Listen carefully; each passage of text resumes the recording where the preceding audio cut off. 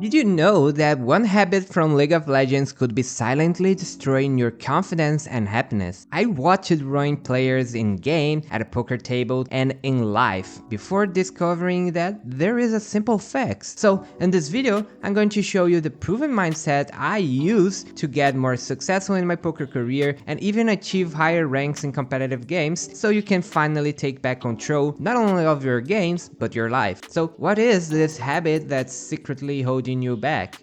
To see it in action, let's look at a classic League of Legends moment. Imagine this: you queue up for a game after a long and exhausting day. You get your champion, you have a great start, maybe you even get first blood. You're feeling good, thinking, I'm just better than this guy. But then chaos starts. Your jungler tries to take a dragon without the support of the rest of the team. The enemy team sees your jungler there, collapse, and get an easy kill, plus a free dragon. And then you hear it. The amazing symphony of solo kill. The endless question mark pings, the finger pointing in chat, and the harsh words you use to try to make a random stranger feel worse than you. The team's focus instantly shifts from winning the game to finding someone to blame. It's always someone else's fault, never yours. I mean, you pinged your jungler to back off. You knew the play would not work, and that's exactly the problem. That's the poison.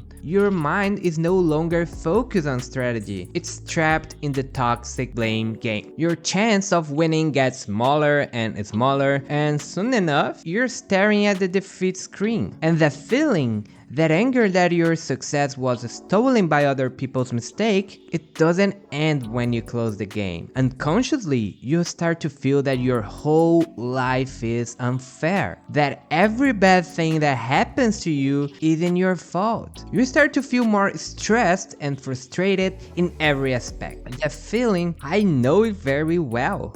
When I was a pro poker player, I didn't have teammates to blame, but I had bad luck, which believe is worse. You see, poker is a mind game, but it has short-term luck factors involved from the cards. Just like bad teammates in League of Legends, a bad beat in poker is something you can't control that can cost you the game and a couple $100. It felt even worse than in League. Imagine being on a spot where you are a huge favorite to win, a near guaranteed victory, only to see a single super lucky card at the very end destroying everything. It's called a bad beat, and it costs real money. The feeling of unfairness is powerful. You start to blame anything: the card, the poker gods, the dealer, the player, the universe, whoever you want, even your partner who just walked by and had nothing to do with that. You're just trying to feel better. And this cycle of blame is everywhere you look in competitive environments. League players blame the jungler, poker player blame the cards, race drivers blame the cars,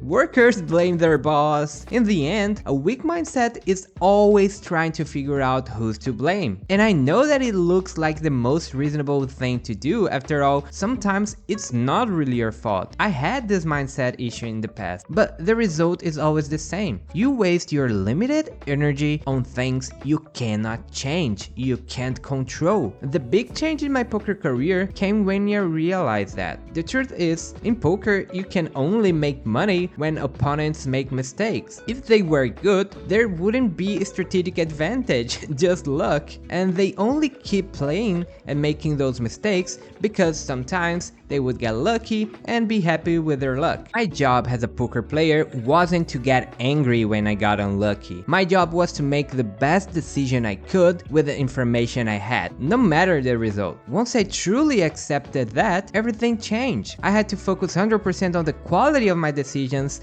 no matter the short-term result. That single mindset is the engine behind all of my success in competitive environments. It's how I became a much more profitable professional poker player. It's how I reached Diamond in League of Legends playing ADC, which is honestly I was garbage at mechanically, and it's one of the most mechanically demanding role in the game. It's how I hit the top ranks in multiple other games too, and it's the same mindset I used during COVID to start a new career in freelancing and achieve great success. And it's the same mindset I use now in sim racing, which is my newfound passion, focusing on my own driving instead of blaming others for crashes. So What's the real lesson from the game and the poker table? What is the mindset switch that gives you back control? It's this. You have a limited amount of energy and focus. Every second you spend blaming things you can't control, like your teammates, your luck, your boss, is a second you're not spending on the thing that you can control, yourself. So the next time you feel that anger, that urge to blame, try this. Pause. I know online games doesn't have pause, but if you're tilted, you probably die, so you have a few seconds staring at the death screen. So pause, take a deep breath, and ask yourself one simple question.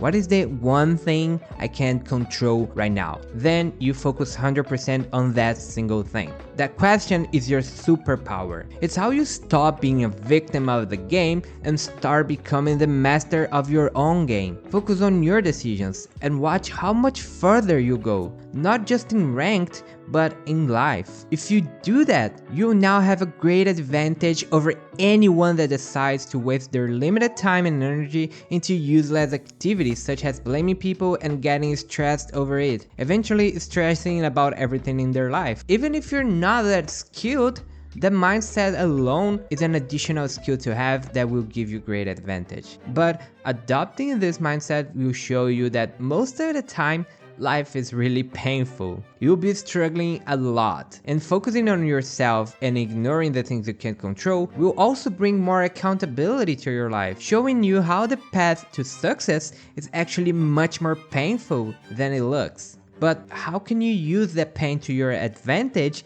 instead of something that keeps you from progressing? Watch this video next and see how Souls-like games can teach you to embrace pain and succeed.